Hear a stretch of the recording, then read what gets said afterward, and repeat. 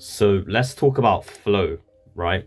What is flow? You've probably heard of this concept before, but it's the idea that certain tasks keep you in the present, right? So you're not thinking about the past or the future, what you should have done, what you will do, all the things that are going to stress you out. When you're with your friends or playing video games, or doing some productive work task, you're in a state of flow if you enjoy these things. And what you'll notice is that part of the reason you enjoy them so much is because you're in the present moment, right? And this is really valuable to you. You're just there.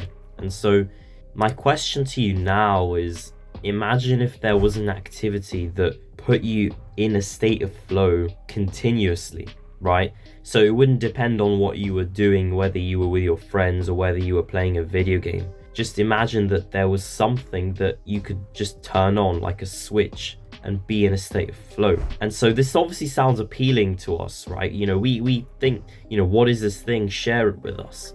And this is where mind control comes in, because the idea behind silencing your mind is essentially rooted in flow. Because if you were good at silencing your mind, then you wouldn't be thinking about the past or future, and you would basically just be in the present moment, and so you would automatically be in a state of flow. But I think the number one objection to this point that I've just made is that this is impossible, right? You can't make yourself silence your own mind and be in a state of flow automatically. This is just impossible.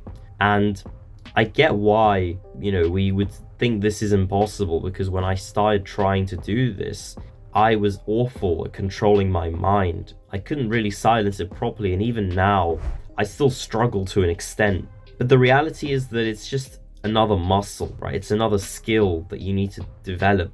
And skills like these, they take years to develop. And so it's not going to simply be that you try and silence your mind and it goes silent and you feel great.